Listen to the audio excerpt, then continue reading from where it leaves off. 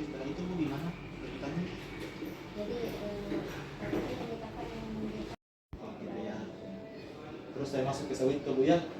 Nah, waktu di Sawito kita pernah datang sama Nur.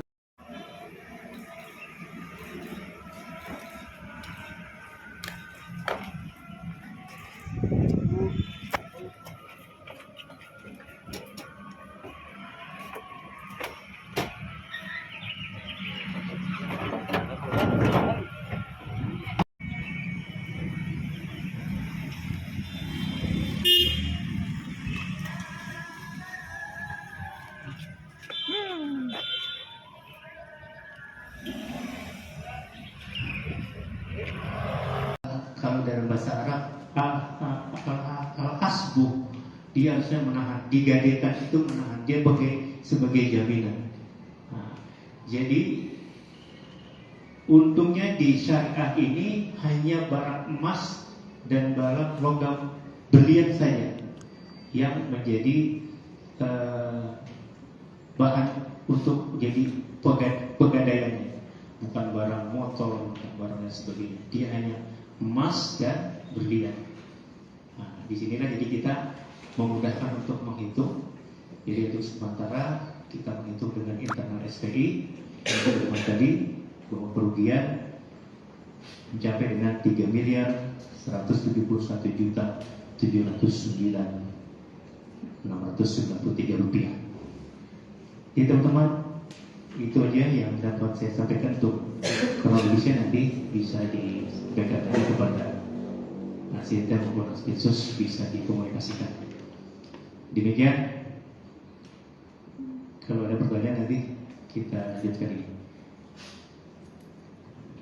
Baik, terima kasih Pak Jadi. Mungkin kita buka sesi ruang pertanyaan, nanti beberapa pertanyaan. Tapi untuk lebih jelas saya jelaskan dulu bahwa seperti yang dijelaskan Pak Kajari tadi, ini pegadaian unit syariah. Jadi pegadaian ini ada dua, ada konvensional dan syariah. Artinya kalau untuk syariah itu adalah murni dia menerima gadai emas saja, bukan barang lain seperti konvensional. Kalau konvensional dia bisa menerima barang lain selain emas. Nah, itu yang mungkin perlu kita jernihkan. Assalamualaikum warahmatullahi wabarakatuh. Perlu kami jelaskan struktur organisasi pegadaian syariah dulu.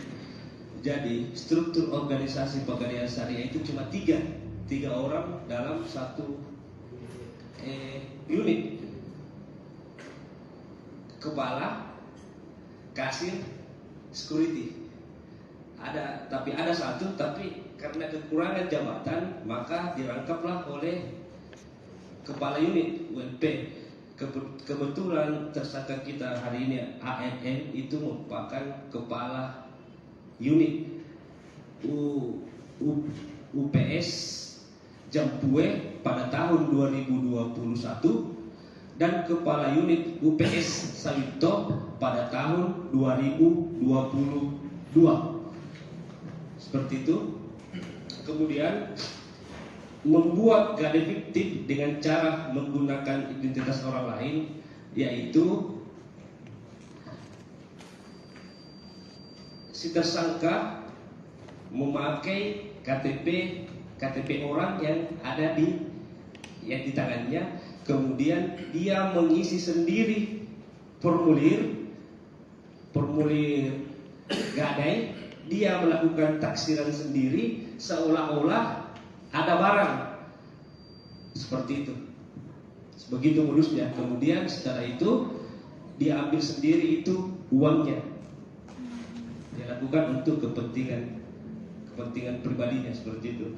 Jadi struktur organisasi tadi cuma dua.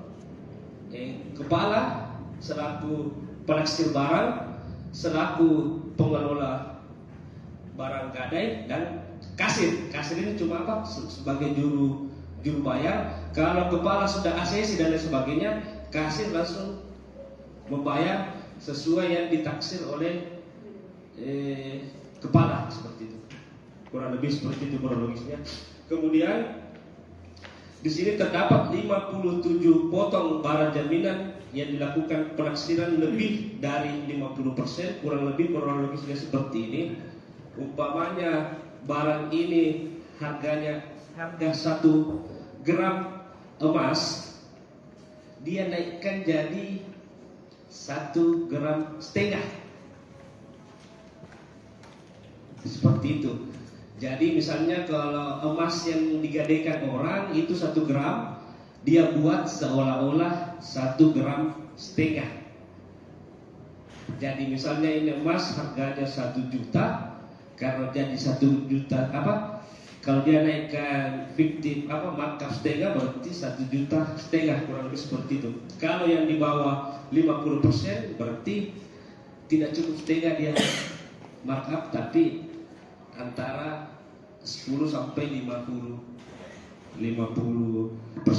Kemudian ada juga dia melakukan lelang, tetapi dia jual barang lelang, barang jaminan, kemudian barang jaminan ini tidak uang hasil lelang tidak dibikinkan berita acara, tidak di store, tapi barang sudah dilelang. Seperti itu kurang lebihnya kronologisnya seperti itu. Lebih dan kurangnya nanti kami akan kembangkan pada saat penyidikan lebih mendalam.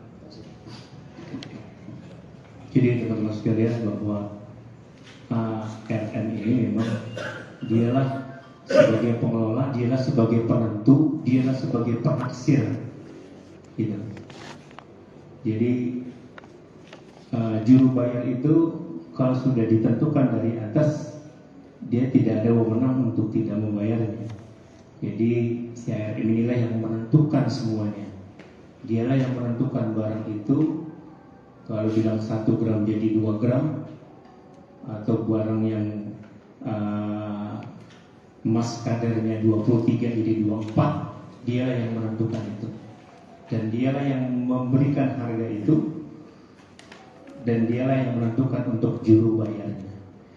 Dan identitas yang dipalsukan itu adalah KTP yang sudah dikumpulkan dia punya.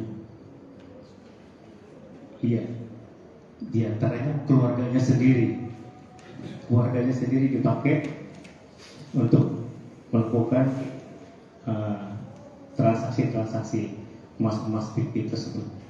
Demikian.